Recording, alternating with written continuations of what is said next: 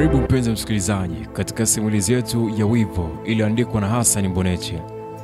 Anapatikana kwa namba za simu 0673056571 na kuhadithiwa nami Baraka Macha. Hii ni sehemu ya pili ya simulizi yetu. Miaka kadhaa iliyopita ilikuwa ni shamra kwa wahitimu wa walimu wa shule ya msingi katika chuo cha walimu na Chingwea. Kila alionekana alikuwa mwenye furaha asubuhi hiyo, ambapo wengi wao walikuwa na mizigo tayari kwa safari ya kurudi nyumbani baada ya kuchukua miaka kadhaa ya masomo. Suzi, we binti wa Kinyiha. Kijana mmoja hapo kati aliyomaliza alimuita binti alipita mbele yake, umbali wa mita takriban 20.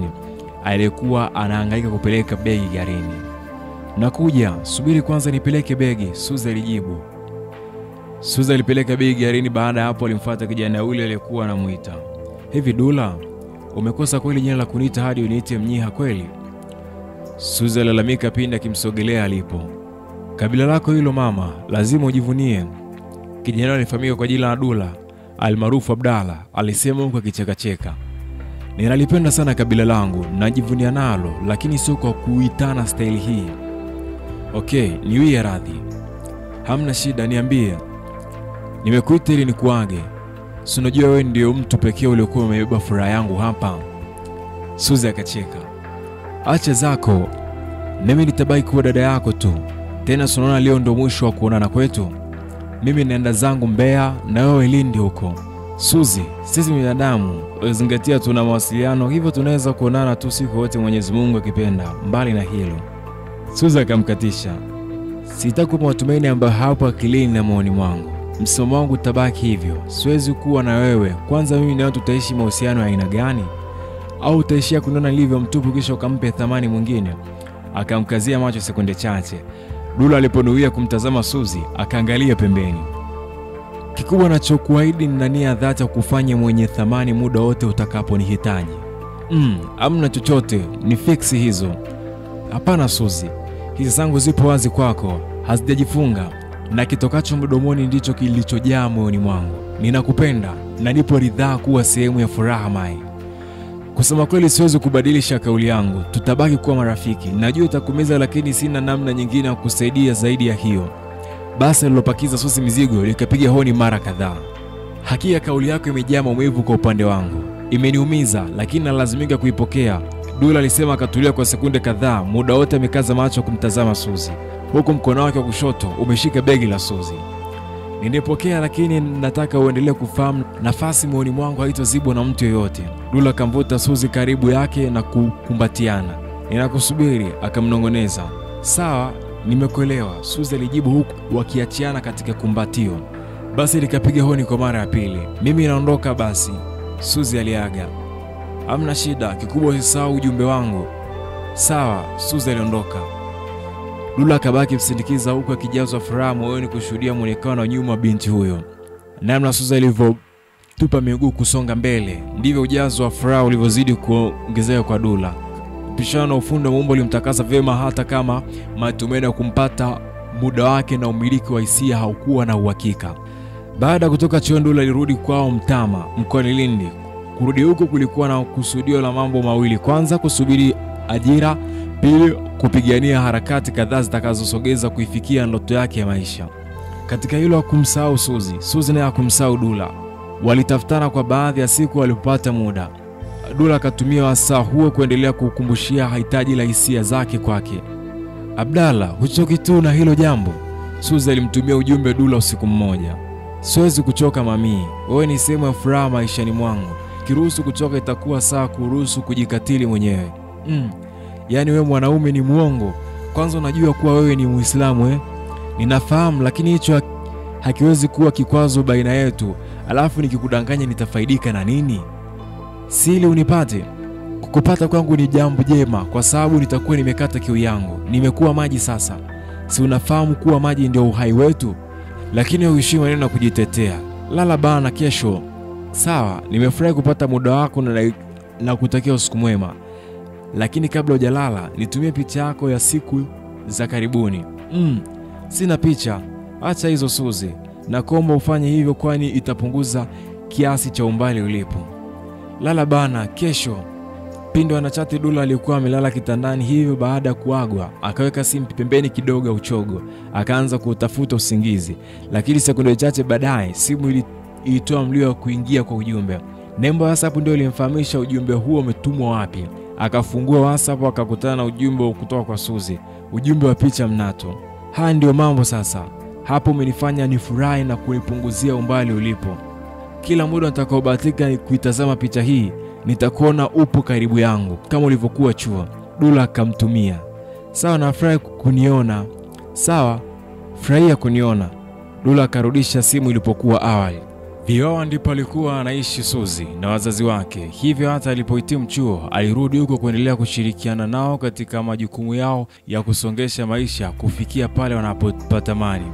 Katika ratiba yake ya uhakika alikuwa akihudhuria mazoezi ya kwaya kanisani kwao kila siku jioni na ya ibada siku ya Jumapili.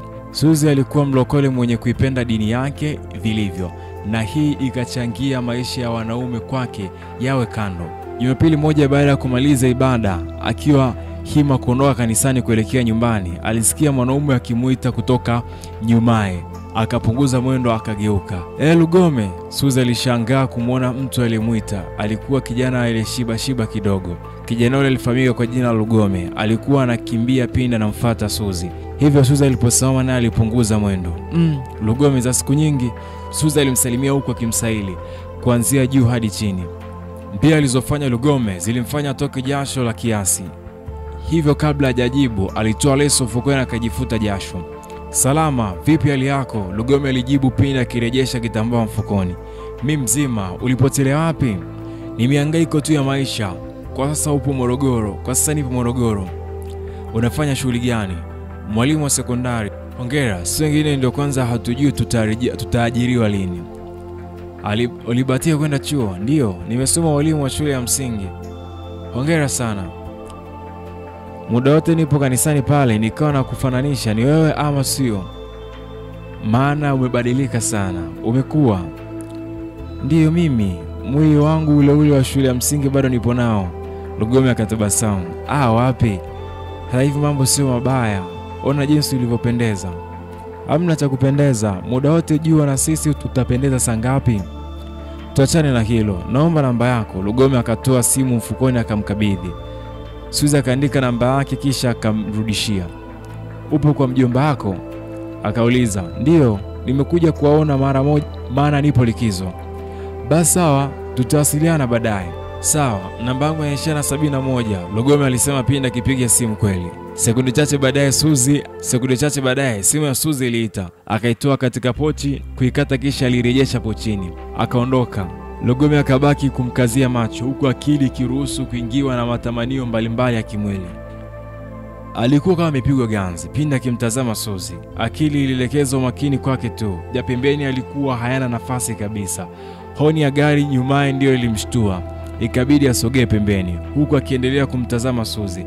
Lakini awamu hii Suzi alishaingia ndani ya bajaji na kuondoka. Akiwa mwenye hatua fupi za taratibu, kile kilichomsukuma atumie muda mwingi kumtazama Suzi kilimsukuma afanye jambo lingine kabla hajapoa. Ndio akili ikawa na mchecheto, alafu moyo ukashindwa kuhimili. Basi maamuzi yote alijichukulia nafasi. Lugome akatoa simu mfukoni akampigia mtu aliyemhifadhi kwa jina la mjomba. Mjomba, uko wapi? Lugome aliuliza mara baada ya simu kupokelewa. Nipo kijiweni huko, vipi kuna tatizo?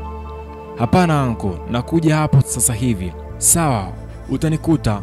Lugome akata simu akakazana kupiga hatua kuelekea kijiweni kwa mjomba yake. Mjomba yake Lugome alikuwa mmoja miongoni mwa wafanyabiashara wanafaa katika soko la Mvawawa. Alikuwa mwenye mvi nyingi na makunyanzi katika ngozi huku tembea yake ikiwa mwenye kuinama kidogo. Lugome alipofika alimkuta anamhudumia mteja. Akamsubiri amalize, baada ya hapo akakaa kando. Mjomba, ni jambo la heri kweli? Mjomba wake Lugome aliuliza. Lugome alijibu akiambatanisha tabasamu kuthibitisha kauli yake. Niambie. Mjomba, kama nilivyokuambia juzi kwamba mwanzo wa wiki ijayo nitatarajia kuondoka. Lugome alisema na kutulia kwa sekunde chache. Mjomba wake akadakia. Nakumbuka. Sasa kuna jambo la dharura ambalo limejitokeza ambalo litanifanya safari yangu iumbe. Kuondoka siku husika ama kutoondoka. Kauli ilimfanya mjomba wake aongeze umakini na shauku ya kufahamu. Logome akaendelea kuongea, "Si unafahamu mzee Gwamaka? Gwamaka anaishi?" Na mjomba aliuliza na kuacha kauli yake ikielea. "Wa kule bondeni," Logome aliweka sawa. "Namfahamu, amefanyaje?" "Nina jambo langu kwenye ile familia yangu." Mjomba wake akakaza macho. Mjomba akaza macho kumtazama. Aliachwa hewani kwa kauli ile, hakuielewa. "Kuna binti nilisoma naye kwenye familia ile, shule ya msingi na sekondari. Sasa nilipomwona tu nimeshawishika kumua yule mtoto." "Anko," mjomba wake aliita huko akitabasamu.